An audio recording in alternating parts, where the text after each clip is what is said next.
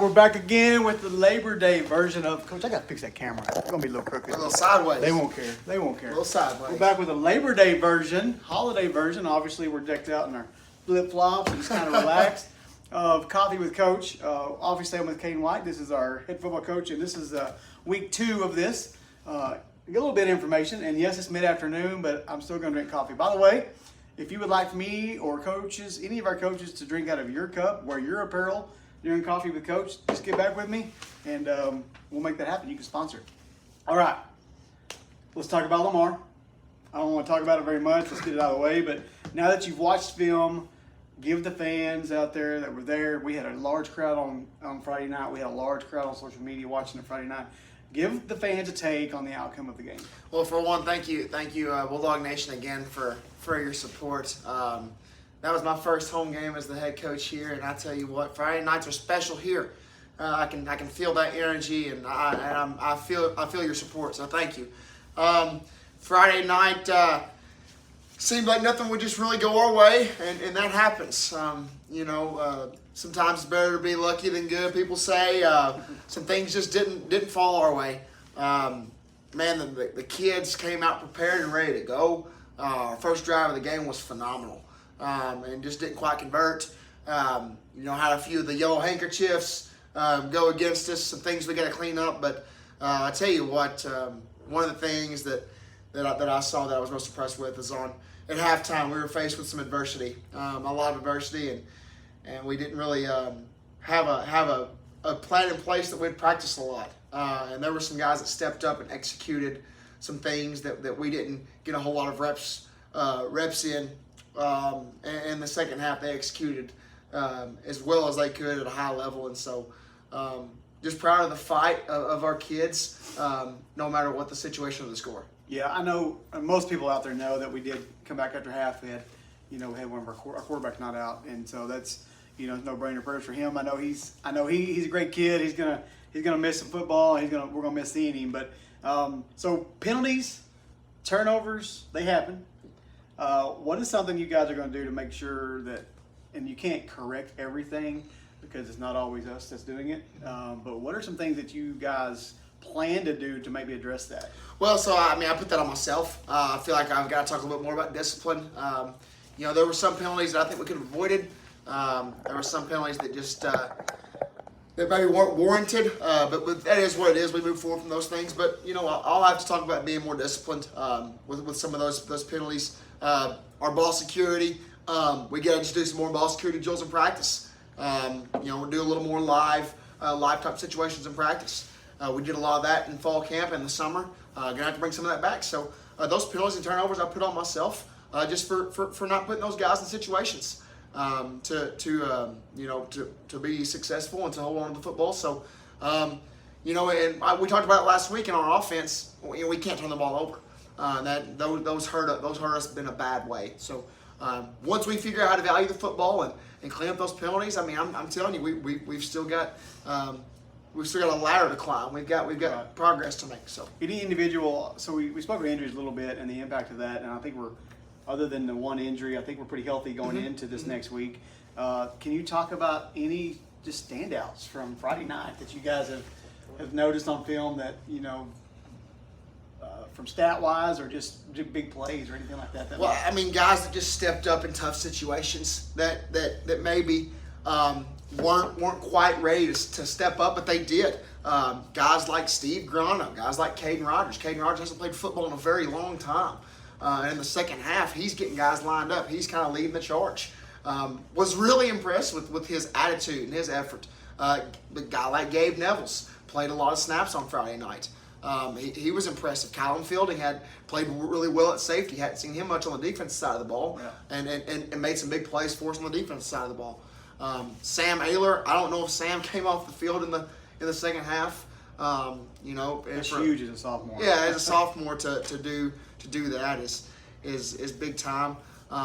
You go watch that first drive. The offensive line was moving the line of scrimmage and getting to the second level and doing a good job.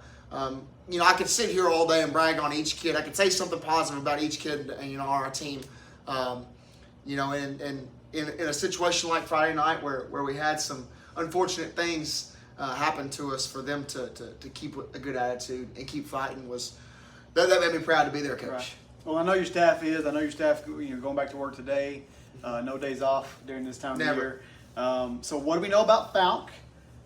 We've got a long drive Friday night, folks. We got about 3.5 hour drive to Falk. Go to Texarkana, and you'll find your way there. But what can we expect this week from that squad as we traveled all that way? Well, you're gonna see a 180. So we went from Paris to Lamar. So Paris was kind of balanced 50-50. Lamar is that smash mouth all run. You're gonna see it flip back to more of a spread type team. Falk likes to throw it around. They like to sling it around. They've got a few good athletes.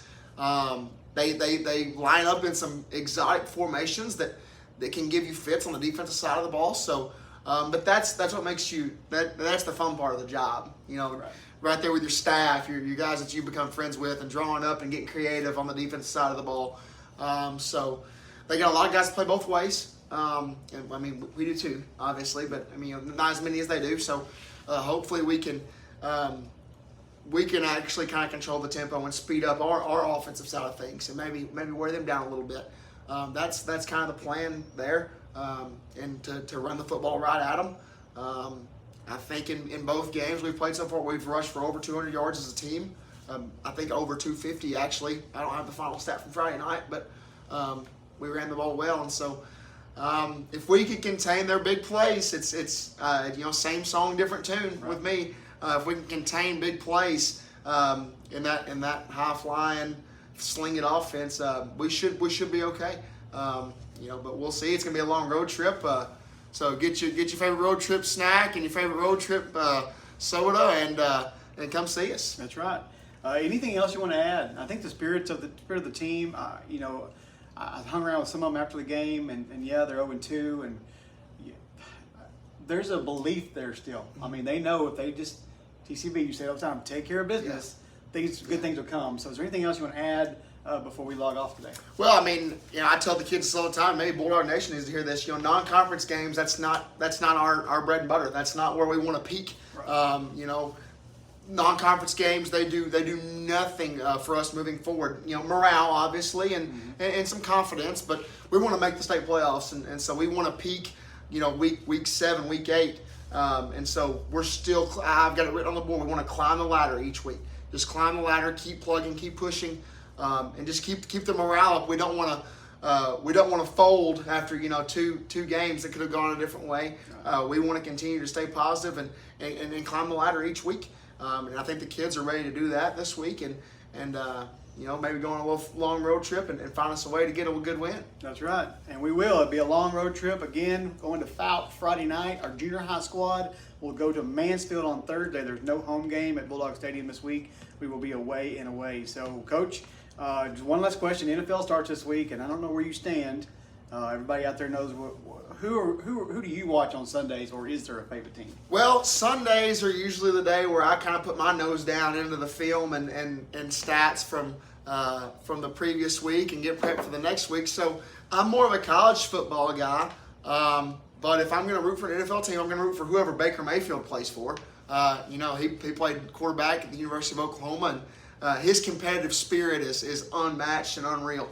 And I love the way he plays the game of football. And so I guess I'll be a Buccaneer fan this year. I'm going to root him on. Hope he does well. Growing up, I was a Steelers fan, but I've just kind of pulled away from the NFL side of things. Right. But I'll root for old number 6. I'll root for Baker. All right. Next week, with all our coaches, if you have questions you would like to ask, whether it's just about their hobbies, about the game, whatever it is, if you'll submit those to me through our hub, we'll filter some of those and we'll ask Coach what you want to know. Okay? Thanks for tuning in today, and happy Labor Day.